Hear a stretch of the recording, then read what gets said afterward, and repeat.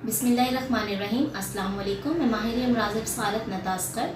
आज वीडियो का मौजू आशुब चश्म, जिसको हम कंजक्टिवाइटिस या पिंक आई भी कहते हैं, ये एक वायरल इन्फेक्शन है। आजकल हर दूसरा पेशेंट इससे सफ़र कर रहा है। सोचा कि इसके ऊपर एक इन्फॉर्मेटिव वीडियो बनाई जाए। बेसिकली इसमें मरीज़ आँख में शदीद दर्द, आँख में सुर्खी, पानी का मुतवातिर बहना, सर में दर्द, ये सारी कंप्लेंट्स लेके आता है। आँख में स्वेलिंग भी हो रही होती है और कुछ पेशेंट्स को तो यहाँ पे भी स्वेलिंग हो रही होती है। तो इन सारी सिचुएशन में पेशेंट जो है वो आँख को बार बार रब करता है, टच करता है, और पेशेंट की ये कंप्लेन होती है कि एक आँख में इन्फेक्शन हुआ है और सुबह उठे हैं तो दूसरी आँख में भी इन्फेक्शन प्रोसीड कर गया है।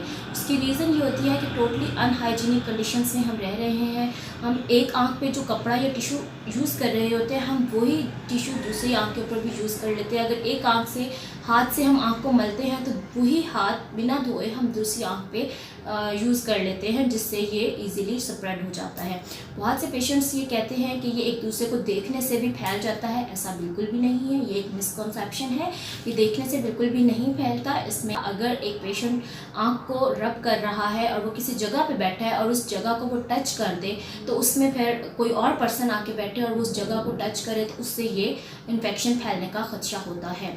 इसीलिए काला चश्मा पहन के रखें। काला चश्मा पहनना इसलिए ज़रूरी होता है कि आपको एक तो डायरेक्ट सन एक्सपोजर या लाइट एक्सपोजर ना हो, उसके अलावा कंजक्टाइवा के साथ कॉर्नियल इन्वॉल्वमेंट ना हो। अगर कॉर्नियल इन्वॉल्वमेंट हो जाती है तो ट्रबलसम कंडीशन क्रिएट हो सकती है। उसके अलावा हाथों को बाकायदगी से धोना चाहिए, आंखों को छूने से परहेज़ करना चाहिए, पानी के डायरेक्ट छींटे नहीं मारने चाहिए। जबकि इसमें बर्फ़ की टकोर हम 3 to 4 मिनट्स के लिए 2 times a day पेशेंट को एडवाइस करते हैं। हम लुब्रिकेटिंग आई ड्रॉप्स पेशेंट को सूदिंग इफेक्ट देने के लिए कि उनकी जलन में कुछ कमी हो जाए एडवाइस करते हैं। उसके अलावा एंटीबायोटिक्स और लो पोटेंसी स्टीरॉयड्स अकॉर्डिंगली कंडीशन जो है वो डॉक्टर एडवाइस करता है।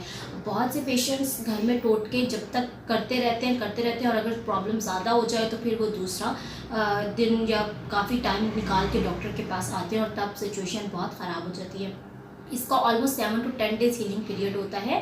इसमें एहतियात सबसे ज़्यादा ज़रूरी होती है। कोशिश ये करें कि आप 7 to 10 डेज़ अपने घर में ही स्टे करें। आप अगर कहीं जॉब कर रहे हैं तो लीव अप्लाई कर लें, क्योंकि अगर आप किसी जगह पे जाएंगे तो दूसरी कम्युनिटी भी इससे सफ़र हो। बहुत से पेशेंट्स मेडिकल स्टोर से बैटनी सोल वगैरह यूज़ कर लेते हैं, जो कि बिल्कुल भी डॉक्टर के मशवरे के मुताबिक मत यूज़ कीजिए।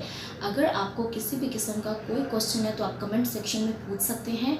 एहतियात सबसे ज़्यादा ज़रूरी है।